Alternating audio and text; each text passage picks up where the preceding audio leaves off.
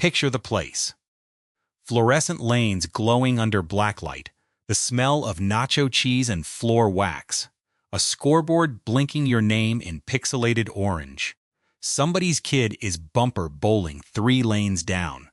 A guy in a rented size 11 shoe just threw a strike he'll talk about for a week. It feels like the last honest business left in America. Cheap, loud, unpretentious, the kind of place that prints money $1.04 beer and $1.06 shoe rental at a time. You start doing the math in your head. 40 lanes, a busy Friday night, leagues booked out 6 months. How hard could it be to own one of these? Except that picture is basically a memory. The lanes you're imagining barely make money on their own anymore. Strip away the nostalgia, and what you're actually buying, in almost every profitable bowling center left in America today, is a bar and restaurant with a novelty attached. One that happens to sit on 10,000 square feet of real estate with a parking lot most restaurants would kill for. The bowling is the hook. The kitchen and the bar are the business. To understand why that shift happened, you have to understand that bowling alley isn't really one business. It's at least 4, and they behave nothing alike. At the bottom of the market, you've got the micro concept. 2 to 4 lanes bolted onto an existing bar, hotel, or arcade, using space-saving equipment that lets someone add bowling to a business that was never built around it in the first place. Cheap to open, usually under $200,000, but it's a side attraction, not a standalone business. Then there's the classic league barn, the kind most people picture when they hear bowling alley. 24, 32, 40 lanes, built in a strip mall sometime between 1965 and 1985, designed around Tuesday night leagues and cheap beer. This is the segment that's dying. It's not that people stopped bowling, it's that they stopped bowling the way this format was built for. Fewer people are joining a team that shows up at the same time every week for 6 months straight. That's a scheduling commitment closer to a part-time job than a night out, and an entire generation just isn't signing up for it. Above that sits the format that's actually growing. Boutique or entertainment centers, typically 8 to 16 lanes, dropped into a renovated commercial space rather than built from scratch. Think exposed brick, a real kitchen, a cocktail list, blacklight bowling on weekend nights. This is the Bowlmore playbook. And it's up roughly 25 franchise since 2018, while the old barns keep closing at about 2 franchise a year. And at the top end, you've got the full family entertainment center. 20-plus lanes plus laser tag, arcade floors the size of a small casino, sometimes a water park bolted on. This is where the real money sits, but also where the real capital risk sits. These projects run from $3 million into the tens of millions, and a few of them, like the big regional operators, go all the way up past $45 million as full-scale franchises. Same 4 walls, same pins, completely different businesses. And which one you're actually buying determines almost everything else in this video. Your entry cost, your break-even timeline, and whether you're building a bar with a gimmick or gambling on nostalgia. So, let's say you've picked your lane, so to speak. You're not building a water park. You're going after the format that's actually working right now. The boutique center, somewhere in the 8 to 16 lane range. What does the check actually look like? Start with real estate, because this is where most first-time buyers underestimate the project. You need somewhere between 10,000 and 50,000 square feet. And not just any square footage. You need a building that can handle a commercial kitchen, a full bar, heavy electrical load for scoring systems and lighting, specialized flooring, and a parking lot big enough for a Friday night crowd that all arrives within the same 45-minute window. leasing and renovating an existing commercial space is the faster, cheaper path, 6 to 12 months from signed lease to grand opening, versus 18 months or more if you're building from the ground up. For a mid-sized project, building and construction alone can run anywhere from $500,000 into 8 figures, depending on whether you're renovating or breaking ground. Then there's the equipment, and this is where a decision most people have never heard of quietly determines a huge chunk of your budget. String pin setters versus traditional free-fall pin setters. Traditional pin setters are the mechanical systems bowling alleys have used for decades, reliable, familiar, and expensive to install and maintain. String pin setters, which use a cord attached to each pin, have matured a lot in recent years and now cost meaningfully less to install and run. Depending on which one you choose, expect to pay somewhere between $20,000 and $65,000 per lane installed. Multiply that across 12 lanes and you're already looking at $250,000 to $750,000 before you've bought a single bar stool. Speaking of bar stools, the kitchen and bar build-out is not optional anymore, and it isn't cheap either. Budget somewhere in the range of $150,000 to $400,000 for a real commercial kitchen and bar setup, not a nacho warmer and a soda gun. Remember, this is going to be your actual profit engine. So skimping here is the single most common mistake in this business. Add furniture, arcade machines, shoes, house balls, and initial inventory, and that's another $100,000 to $300,000. Stack all of that up for a well-executed 12-lane boutique concept, and you land somewhere between roughly $800,000 and $2.5 million before permits, legal fees, architectural and engineering costs, which typically tack on another 8 to 15% on top of construction alone, and before a single dollar of working capital to survive the months it takes to build a customer base. Because here's the number nobody puts on the glossy brochure. Even a well-run concept usually takes 14 to 36 months to hit break-even. That's over a year, sometimes closer to 3, where you need enough cash in reserve just to cover payroll, rent, and utilities, while the neighborhood slowly figures out you exist. Most operators finance this through some combination of SBA 7A loans, which usually require putting down 10 to 20% yourself, plus equipment leasing to avoid tying up cash in pin setters you technically don't have to own outright. Plus, for the bigger builds, private investors willing to wait out that runway. Here's the thing that should genuinely worry you at this stage. None of this money has bought you a single paying customer yet. It's bought you a building, a kitchen, 48 lanes of string or wood, and a stack of permits. Everything that determines whether this thing actually makes money happens after you open the doors. And that's where the real mechanics of this business get interesting. So you've opened. The lanes are lit, the shoes are stacked, the string pin setters are humming along without you needing to hire a specialized mechanic every time one jams. And here's the first thing that surprises almost every new owner. The lanes themselves are not where you make your money. Think about what a lane actually generates. Someone pays maybe $30, $40, $50 an hour to rent it, split between however many people are bowling on it. That's it. That's the entire transaction. There's no upsell built into a strike, no tip line on a spare. A lane sitting empty at 2 in the afternoon on a Tuesday is generating exactly $0. And a lane occupied by a birthday party of 8 kids splitting an hour is generating the same $40 as a lane occupied by 2 people on a date. The number that actually matters here isn't games bowled, and it isn't even lanes rented. It's revenue per lane per hour.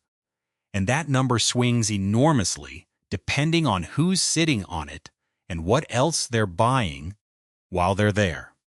Which is exactly why the successful operators stopped thinking of themselves as being in the bowling business. Food and beverage now accounts for somewhere between 35 and 50% of total revenue in a well-run center, sometimes crossing the halfway mark entirely, and the margins on that side of the house make the lane rental look almost like a rounding error by comparison. A beer poured behind the bar carries something like a 75% margin. A basket of fries carries a margin that would make most standalone restaurants jealous, because you're not competing on food quality, you're competing on convenience. Nobody's driving across town for bowling alley nachos, but they'll absolutely order a second round while they wait for their turn on the lane. Then there's the arcade floor, which might be the best piece of real estate in the entire building. Once those machines are paid off, they run at something close to 85% margin, because the marginal cost of a kid feeding a claw machine, another $5, is essentially nothing. Arcade and amusements typically make up another 15 to 20% of revenue, and unlike the kitchen, it doesn't need a staff standing behind it. Add it up, and you get something like this at a well-run boutique center. Lanes might account for 40 to 50% of revenue, food and drink another 30 to 40%, and arcade plus parties and corporate events filling in the rest. But flip that same math over to margin instead of revenue, and the picture inverts almost completely. The lanes are covering your fixed costs, rent, utilities, the string pin setter maintenance contract. The bar and the arcade are where the actual profit lives. This is also why the old league-dependent barns are dying while the boutique format is growing. Leagues used to generate something like 70% of a center's business. Back when bowling was a weekly commitment like a bowling version of a church group, that number is now closer to 40% and still falling. And here's the problem with leagues specifically. A league bowler pays a flat weekly fee, occupies a lane for hours, and often brings their own cooler instead of ordering off your menu. It's exactly the wrong customer for a business that makes its real money on food and drink margin. A birthday party of 12, or a corporate happy hour that books 2 lanes and a private room for 3 hours while running up a bar tab, that's the customer this business is actually built for now. There's one more piece of this puzzle, and it's the one most people miss entirely until they're already deep into due diligence. The real estate itself. A building with a commercial kitchen, a full liquor license, heavy electrical infrastructure, and 40,000 square feet of open floor plan is not easy to find or replace. In some deals, particularly older centers in dense, built-up neighborhoods, the land and the liquor license are worth more than the bowling operations sitting on top of them. You're not just buying a revenue stream, you're buying a piece of infrastructure that happens to have pins at the end of it. So the counterintuitive truth sitting underneath this entire industry is this: the sport is the marketing budget. It's what gets a family in the door on a Tuesday and a bachelorette party in the door on a Saturday. But the thing that determines whether you go bankrupt or build a roll-up empire has almost nothing to do with how many strikes get thrown, and everything to do with whether you understood, going in, that you were opening a restaurant with a very expensive hobby attached to it. Nobody proves this thesis better than 2 companies that are now ironically the same company. Start with the cautionary tale.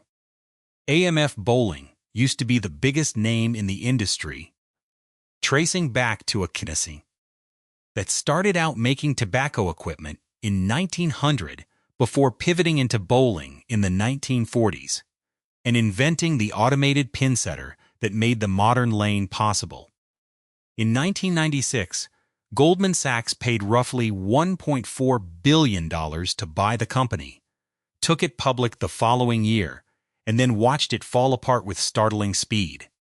By 2000, AMF was carrying more than $1 billion in debt and got delisted from the stock exchange. The filing that followed in 2001 laid out exactly what went wrong. The company had gone on an acquisition spree, buying up 260 additional bowling centers it simply couldn't manage, right as demand for old-fashioned league bowling was already sliding. That should have been the lesson. It wasn't. AMF clawed its way out of that first bankruptcy, kept operating, kept carrying debt, and filed for Chapter 11 a second time, in November of 2012, citing a shift in who the average bowling customer even was anymore. Twice in 11 years, the largest operator in the industry went bankrupt, and both times for basically the same underlying reason: too much leverage stacked on top of a business model, the old league barn, that was quietly losing its customer base the entire time. AMF never made the pivot. It kept betting on a format that was dying and financed that bet with debt. Now here's the other half of the story, and it starts with one guy and one rundown building. In 1994, a man named Tom Shannon put down $3,000 of his own money, borrowed $2 million more, and bought a beat-up bowling alley near Times Square.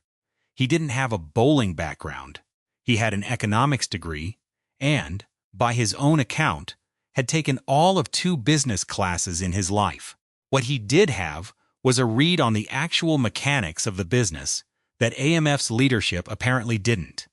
In 1997, he bought Bowlmore Lanes, a historic Union Square center that opened back in 1938 and was, at the time, losing money, which, given the margins in this industry, takes some doing. Shannon didn't just fix the plumbing. He repositioned the entire experience: upscale decor, real cocktails, a crowd that wasn't the beer and league crowd anymore. He took that single location from $1 million a year in revenue to more than $15 million, making it, for a stretch, the highest-grossing bowling center on the planet. That one turnaround became the blueprint. Shannon spent the next 2.5 decades rolling up the industry. And in one of the great twists in this story, he eventually acquired AMF itself out of its second bankruptcy, along with Brunswick Centers and Bowl America, folding them all into what's now Bowlero Corp. By 2024, that company was on track to generate somewhere between $1.2 and $1.3 billion in revenue, and over $400 million in EBITDA. The same lanes, the same buildings in some cases, run by someone who understood that the bar tab mattered more than the league schedule. Same industry, same declining sport at its core. One operator drowned in it, and the other bought up the wreckage. Let's actually run the numbers, because it's easy to nod along to Shannon's story and forget that most people opening a bowling center aren't buying a historic Union Square landmark. They're signing a lease on a strip mall unit and hoping the math works. Say you go with the format that's actually growing: 12 lanes, boutique positioning, real kitchen, full bar. You're renovating an existing commercial space rather than building from scratch, so call your total startup cost right around $1.8 million. Lanes and pin setters, kitchen and bar build-out, furniture, permits, the whole package, landing comfortably inside that $800,000 to $2.5 million range we walked through earlier. Now, revenue. If you're hitting that $80,000 to $150,000 per lane benchmark that well-run boutique centers land in, 12 lanes puts you somewhere around $1–2 million a year just from lane rental. Layer on food and beverage at, say, 40% of total revenue, and arcade plus parties filling out the rest. And you're looking at total annual revenue somewhere in the neighborhood of $2.5 to $3 million once the place is running at a normal, stabilized pace. Not opening week, not year one, but a typical Tuesday through Sunday once word of mouth has caught up with you. Here's where it gets less exciting. Your fixed costs are brutal in this business. Rent and utilities on a building that size might run you $20,000 a month before you've turned on a single lane light. Payroll is worse. You need bartenders, kitchen staff, front desk, at least one mechanic who actually knows how to keep pinsetters running. And depending on the market, that payroll number can easily clear $400,000 to $500,000 a year once you're fully staffed.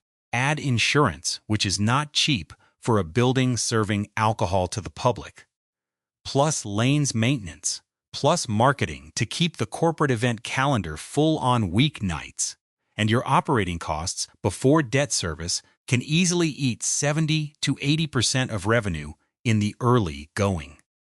Run that scenario, and a realistic net operating margin, once things are humming, lands somewhere in that 15 to 25% range the operators keep quoting. Call it $500,000 a year in profit on your $2.5 to $3 million in revenue if you're executing well. Against a $1.8 million build-out, that's not a bad return, but notice the word if. That profit doesn't show up on day one, or month one, or usually even year one. It shows up after you've survived the industry's brutal, well-documented break-even window of 14 to 36 months, during which you're paying that full monthly nut, rent, payroll, insurance, against a customer base that hasn't discovered you exist yet. Which means the real question underneath the spreadsheet isn't, can this business be profitable? The math says yes, clearly. The real question is whether you've got enough cash sitting in reserve to survive up to 3 years of feeding a building that costs almost $2 million before it starts feeding you back. Now picture two versions of that same 12-lane center, 3 years in, once the opening dust has settled. In the good year, everything is clicking the way it's supposed to. Weeknights aren't dead anymore. You've built a corporate events calendar that fills Tuesday and Wednesday nights with team-building outings and happy hours, the kind of booking that guarantees a private room fee plus a bar tab that runs $300 or $400 a table before anyone's thrown a single frame. Weekends are packed with birthday parties, booked out a month in advance, each one worth more in food and party package revenue than the lane rental itself. Your bar program is dialed in. A rotating cocktail list, a few local drafts, nothing fancy, but enough to make people order a second round instead of nursing one beer for 2 hours. Same-store sales are creeping up a percentage point or two year over year. Not because more people are bowling, but because the people already walking in the door are spending more once they're there. In a year like this, you're hitting the high end of that 15 to 25% margin range, maybe pushing past it, and the debt on your build-out starts looking like a very reasonable bet in hindsight. Now the bad year, not a catastrophe. Nobody's filing Chapter 11 over this one, just a genuinely rough stretch. The economy softens, and the first thing companies cut isn't payroll. It's discretionary spending like corporate team-building events. So that Tuesday and Wednesday calendar you built your margin around starts thinning out, sometimes losing you a few points of EBITDA for a quarter or two while you scramble to refill it. Walk-in traffic actually holds up reasonably well because a family looking for a cheap night out doesn't disappear in a downturn, quite the way a corporate events budget does, but same-store sales growth flattens out to something closer to zero. Meanwhile, the costs that don't care about your revenue keep climbing anyway. Insurance premiums tick up. A specialized pinsetter mechanic's salary doesn't go down just because business is slow, and if food costs spike, your kitchen margin takes the hit first because you can't exactly raise nacho prices 20% without losing the family crowd you actually need. The difference between these 2 years isn't the lanes. In both scenarios, roughly the same number of people are still showing up to bowl. The difference is entirely in the layer built on top of the lanes. Whether the event's calendar is full or half empty, whether the bar tab per table is $30 or $80, whether food costs are managed or creeping. That's the real lesson buried in this business. Your downside case isn't people stopping bowling. It's your highest margin revenue streams, the corporate bookings, the big bar tabs, being the first things a nervous economy cuts, while your fixed costs, the rent and the payroll and the insurance, don't care whether it's a good year or a bad one. So next time you walk past a bowling alley on a Friday night, glowing under blacklight, packed with birthday parties and a corporate happy hour spilling out of a private room, you're not looking at a sports venue that got lucky with a good crowd. You're looking at a bar and a kitchen that figured out how to charge admission. The pins are the marketing. The lanes are the loss leader. Everything that actually pays the mortgage happens at the counter, not the foul line. That's the whole story, really, condensed into one industry that most people drive past without a second thought. AMF bet on the sport and went bankrupt twice betting on it. Tom Shannon bet on the bar tab and built a billion-dollar company on top of exactly the same lanes. Nobody changed the game. Somebody just finally noticed which part of the building was actually making money.